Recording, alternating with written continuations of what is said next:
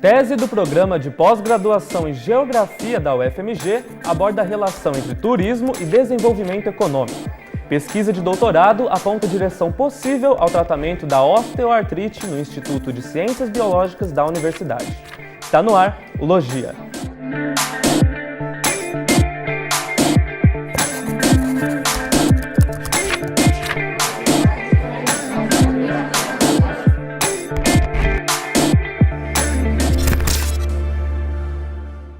Olá, seja bem-vindo ao programa Logia.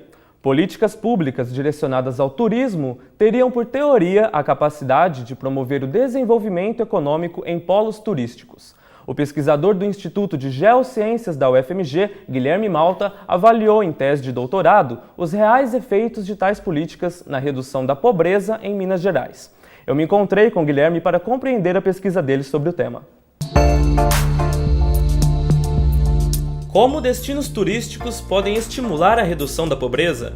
A pergunta é respondida pela pesquisa O Turismo como Projeto Político e Sua Capacidade de Indução ao Desenvolvimento Econômico, produzida na UFMG. Quando o turismo se torna atividade econômica no século XX, ele está sempre relacionado como uma estratégia para induzir o desenvolvimento econômico. Isso vem de um discurso internacional feito pela Organização Mundial do Turismo, pela Organização Internacional do Trabalho. Ele traz a ideia de que por meio do turismo é possível reduzir pobreza em lugares, em países em desenvolvimento, em países em que você tem uma economia mais fraca e tudo mais. Então isso se daria da seguinte forma: em lugares muito vulneráveis, você pegaria as pessoas mais pobres e inseriria elas dentro da cadeia do turismo.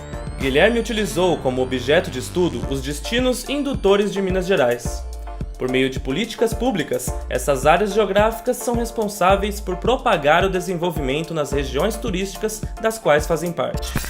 Pensando nessa relação de desenvolvimento econômico e redução de pobreza por meio do turismo, nós chegamos num objeto que poderia trazer essa relação de uma forma concreta. A ideia de estudar os 65 destinos indutores, que é uma política relevante, não só para Minas Gerais, mas para o Brasil, e ela tinha esse objetivo principal de induzir desenvolvimento econômico.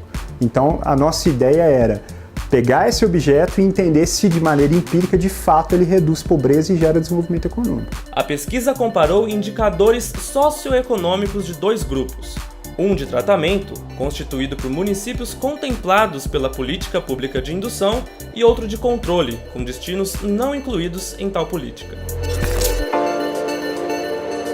Seria uma relação parecida com aquela pessoa que toma o remédio e que toma o placebo. Então você vai entender se a pessoa que tomou o remédio, se de fato ela melhorou. E o remédio é a política. Não adiantava ficar falando só do ponto de vista teórico. Era importante a gente usar indicadores concretos para poder verificar se, de maneira empírica, a pobreza era reduzida e se o turismo gerava de fato desenvolvimento econômico. Os autores e conceitos utilizados pela pesquisa passam por 3 áreas do conhecimento: sociologia, geografia e economia. Autores do desenvolvimento econômico, autores que trabalham com política pública, essa ideia de verificar instrumentos de monitoramento e avaliação da política, o desenvolvimento socioespacial, que é pelo fato da tese estar dentro do Instituto de Geociências da Geografia. Então era fundamental estudar o espaço geográfico, estudar território, que são categorias geográficas, que a geografia utiliza. É fundamental para trazer o arcabouço teórico que me ajudou lá no 4º capítulo, onde foi o momento em que eu fiz a análise dos resultados, dos dados, do que o modelo trouxe. Os resultados encontrados pela pesquisa de Guilherme revelam os municípios indutores muito mais como concentração em vez de indução de benefícios aos destinos vizinhos. Você tem, na verdade, aspectos positivos, por um lado, por exemplo, a melhora da autoestima, da identidade desses municípios que são carentes de intervenção do Estado, mas por outro lado, você tem o objetivo principal da política, que é induzir desenvolvimento turístico regional, não acontecendo na prática. O que acontece, na verdade, é você pegar os municípios que já eram municípios com infraestrutura, que já eram centralidades muito bem definidas, e melhorar esses municípios. A partir dos dados que foi trabalhado na minha pesquisa, ficou muito claro que a diferença que tinha antes da política, ela aumenta com a política. Então, se já era desigual antes, a política reforça a desigualdade ao invés de diminuí-la. É necessário uma política de monitoramento, instrumentos de monitoramento e avaliação que não existem na política de turismo, para conseguir entender se os resultados foram alcançados ao longo dos anos, e também ações concretas com os sujeitos que participam dessa política nos municípios, Então, voltando à analogia do remédio, você pega uma pessoa que já é saudável e dá remédio para ela.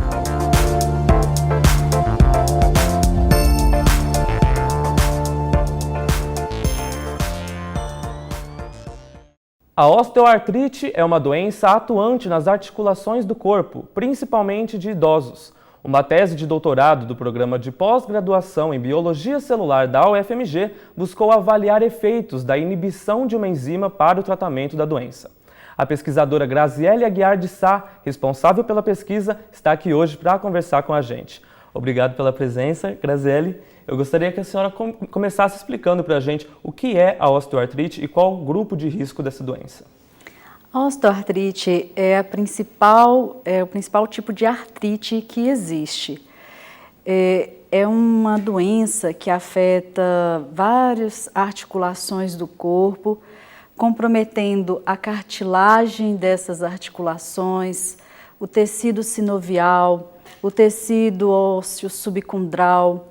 Às vezes também é possível estar comprometido os meniscos, os ligamentos e também os músculos periarticulares. Então, é uma doença que afeta toda a articulação. Esta doença, a osteoartrite, ela aumenta sua frequência com o envelhecimento. E um fator de risco também muito importante é a obesidade. Então, ela acomete principalmente indivíduos idosos e obesos. E quais são as consequências dessa doença? As principais limitações que os pacientes possuem são dor, rigidez ao movimento, dificuldade de realizar atividades de vida diária em decorrência da dor e também de alterações dos grupos musculares que controlam aquela articulação. Então, como consequência, esse indivíduo passa a ter dificuldades para coisas diárias, como tomar um banho, subir uma escada, coisas que são necessárias, é necessário para estas atividades, movimentação da articulação, e toda movimentação, quando essa articulação está doente, vai gerar dor. E aí essa dor é o que traz a limitação para o paciente. Em um estágio mais avançado, quando toda a estrutura articular está acometida, os anti-inflamatórios já não possuem mais uma resposta efetiva, é necessário para esse paciente a artroplastia da articulação, que é a substituição por uma prótese. Então, é pensado insistentemente a nível científico estratégias para mitigar essa possibilidade de cirurgia, porque é uma grande cirurgia, uma cirurgia complexa. Então, é uma doença que não tem cura, mas é buscado formas de aumentar a progressão dessa doença. Então, para que essa progressão seja mais lenta, pensando nisso que eu realizei a minha pesquisa. Essa teria sido a motivação da senhora em pesquisar o assunto? Não, a minha motivação surgiu ainda no final da minha graduação, que foi feito na Universidade Católica de Minas Gerais, em que eu trabalhei com um grupo de pacientes que possuíam osteoartrite de joelho. Ao final da pesquisa, eu observei que uma porcentagem muito grande desses pacientes possuíam hipertensão, uma porcentagem muito maior do que o que é comumente encontrado na sociedade para pessoas que não possuem osteoartrite. Quando eu passei para o mestrado no programa de pós-graduação em Biologia Celular, eu pensei em pesquisar algo relacionado a isso. Fui nas bases científicas e vi que existia uma relação estreita entre hipertensão e osteoartrite. Uma relação não muito bem explicada, mas que dava gancho para pesquisar algo relacionado ao sistema renina-angiotensina, que abrange, né, a droga que eu utilizei como tratamento. Então, é dentro desse sistema que a gente tem uma droga chamada captopril, que é uma droga que inibe uma enzima chamada enzima conversora da angiotensina. E ao utilizar essa droga, você consegue modular a produção de um peptídeo chamado angiotensina 2. Quando esse peptídeo ele é modulado, você tem várias respostas biológicas, além da esperada, porque é um medicamento antihipertensivo, que é o controle da pressão arterial. Além desta resposta, ao reduzir os níveis de angiotensina 2 pela inibição da ECA, você tem efeitos biológicos como redução da fibrose, redução da inflamação, entre outros efeitos nesse sentido, que no caso da osteoartrite poderiam trazer uma resposta terapêutica interessante. E o que exatamente é esse sistema que a senhora falou? É um sistema composto por peptídeos, enzimas e receptores. Ele inicia com uma grande proteína chamada angiotensinogênio, que é clivado por uma enzima chamada renina em angiotensina 1. A angiotensina 1 é uma molécula inativa, mas após a clivagem por outra enzima, que é a enzima conversora de angiotensina em angiotensina 2, que é um peptídeo ativo, tem-se então a possibilidade de vários efeitos biológicos a partir da produção de angiotensina 2. Ela pode exercer os seus efeitos se ligando ao receptor AT1 ou ao receptor AT2. Quando ela se liga ao receptor AT1, efeitos como aumento da constrição vascular, aumento de inflamação, aumento de fibrose, podem ocorrer. O oposto quando essa molécula se liga ao receptor AT2. Essa mesma molécula pode seguir um outro caminho, que é ser clivada por uma outra enzima, que é a enzima conversora de angiotensina 2, formar um outro peptídeo, que é a angiotensina Ang1A7, se ligar a um outro receptor, que é o receptor MAS, também com efeitos similares ao do AT2, que contrarregula o receptor AT1. Então é um sistema, isso de forma resumida, existem várias outras coisas a respeito desse sistema, mas em resumo é um sistema relacionado principalmente à regulação do volume de líquido extracelular e à regulação de pressão arterial. Mas, além disto, este sistema, presente em diversos órgãos e tecidos, atualmente tem mostrado outros efeitos além disso.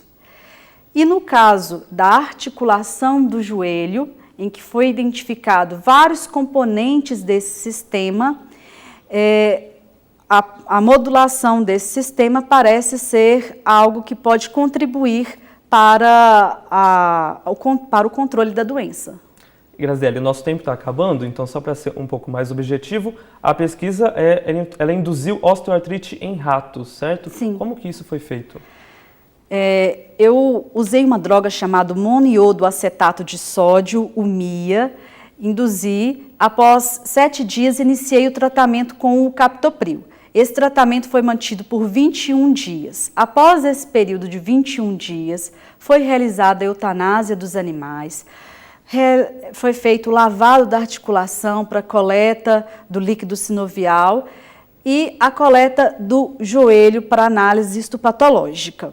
Além dessa parte experimental in vivo, uma outra parte injetando o próprio peptídeo angiotensina 2 no joelho de ratos também foi realizada para ver a ação direta desse peptídeo. Então, ao inibir a enzima conversora de angiotensina 2, eu estou esperando que haja menos angiotensina 2 e os seus efeitos decorrentes da angiotensina 2 sejam atenuados.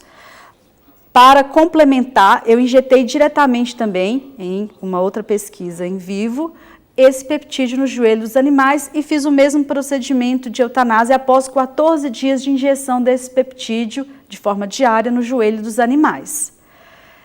Além disso, eu também, para comprovar os efeitos observados em vivo, eu isolei uma das principais células da cartilagem, que é o condrócito, e fiz um experimento in vitro.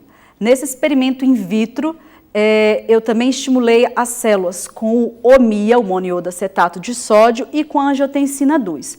Quando estimuladas com estas drogas, os efeitos a nível sistêmico foram similares. Então, houve uma redução da viabilidade celular dos condrócitos quando estimulados com estas duas drogas, com o MIA ou com a angiotensina 2.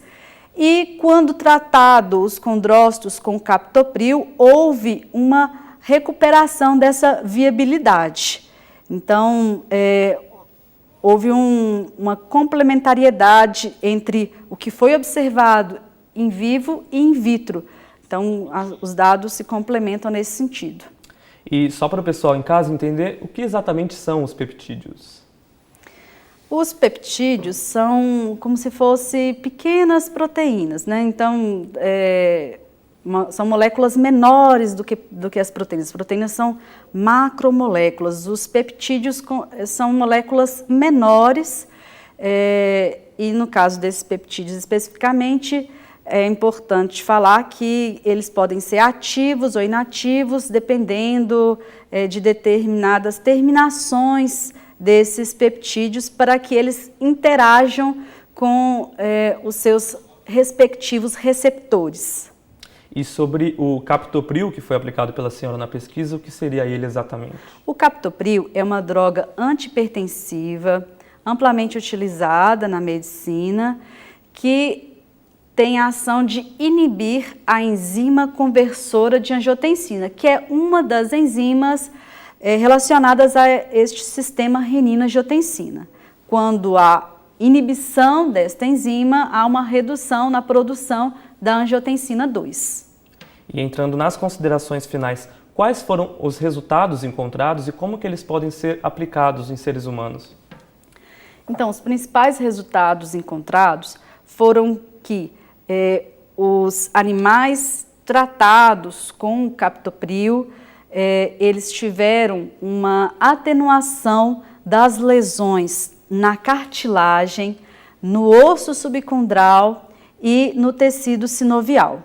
Quando, então, a gente pensa na progressão da doença, uma droga que teve efeitos em todos os tecidos articulares é uma droga promissora do ponto de vista terapêutico, porque muitas vezes o comum é observar apenas efeito em um determinado tecido e com a inibição da ECA foi possível observar efeitos em todos os principais tecidos articulares. A nível experimental, digamos que um passo foi dado de observar uma melhora a nível histológico, do comprometimento causado pela osteoartrite.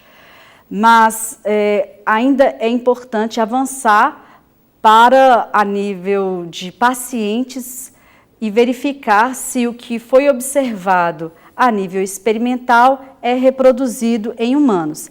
Então, essa pesquisa ela é promissora porque é uma droga já comumente utilizada, que tem alguns efeitos, mas já são efeitos conhecidos e não são efeitos graves. Então, o seu estudo a nível de humanos se torna um pouco mais fácil nesse sentido. E agora é necessário, então, avançar com a pesquisa nesse sentido e verificar se também em humanos a progressão das lesões osteoartríticas podem ser moduladas através da inibição da enzima conversora de angiotensina pelo captopril. Tá bem. Graziele, infelizmente o nosso tempo acabou, mas eu queria agradecer novamente a senhora por ter aceito o nosso convite. E o Logia desse mês termina agora. Muito obrigado pela companhia e até o próximo programa.